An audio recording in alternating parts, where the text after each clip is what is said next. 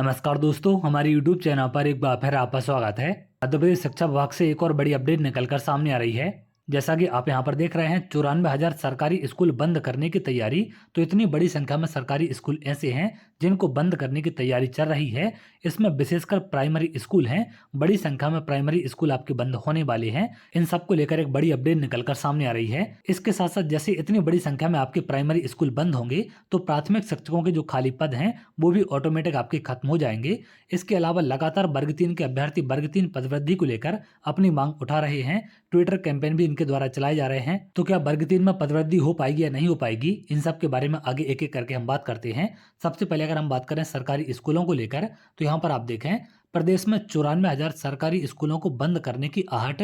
School बचाओ संघर्ष समिति 30 नवंबर को भोपाल में करेगी विरोध प्रदर्शन। तो जो आपकी स्कूल बचाओ संघर्ष समिति है, इनके द्वारा 30 नवंबर को भोपाल में इसके विरोध में प्रदर्शन किया जाएगा। आगे आप देखें, मध्य प्रदेश में आगामी समय में सरकार प्रदेश के हजारों प्राइमरी सरकारी स्कूलों को बंद करने की आहट से खफा होकर स्कूल बचाओ संघर्ष समिति मध्य प्रदेश ने सरकार का विरोध करने के लिए 3 बिंदुओं को लेकर सड़क पर उतरने की तैयारी कर ली है। जिसके तहत शहर की गली गली मोहल्ला मोहल्ला में पर्चा बांटकर 30 नवंबर को भोपाल में राज्य स्तरीय विरोध प्रदर्शन के आमजनों से भोपाल चलने का आह्वान किया जाएगा। तो 30 नवंबर को राज्य स्तरीय विरोध प्रदर्शन होने वाला है। आगे यहाँ पर आप और तमाम जानकारी देख सकते हैं। इसमें क्या मांगे आपकी रखी जाएंगी।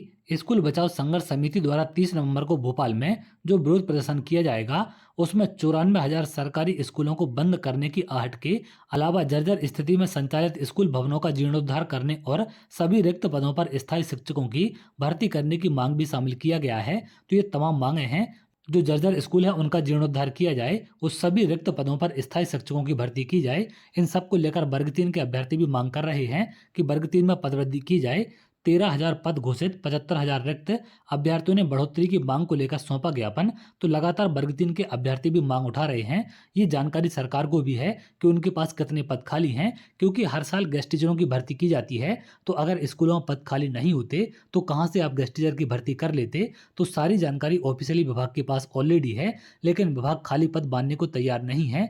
बार बार गेस्ट टीचरों की भर्ती करके इन पदों को आगे बढ़ा दिया जाता है और काफी कम संख्या में पदों पर भर्ती की जाती है। लेकिन सरकार को नियमित शिक्षक की भर्ती करनी चाहिए, जिससे शिक्षा व्यवस्था में सुधार हो सके। इस तरीके से सरकारी स्कूलों को बंद करके शिक्षा में सुधार नहीं किया जा सकता।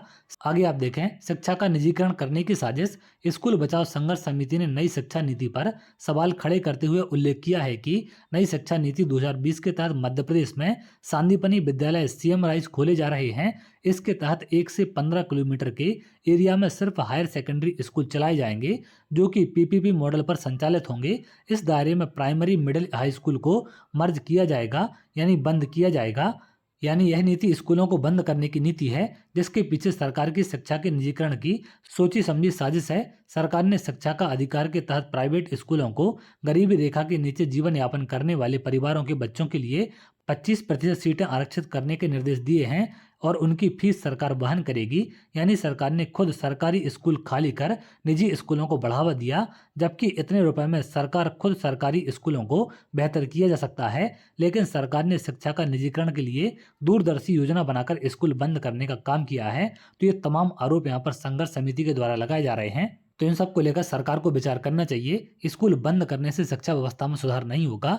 जो यहाँ पर प्राइवेट स्कूलों में 25% अभ्यर्थियों की फीस भरी जाती है, उनकी जगह आप सरकारी स्कूलों में नियमित शिक्षक रख दें, उससे भी शिक्षा का स्तर आसानी से बढ़ाया जा सकता है।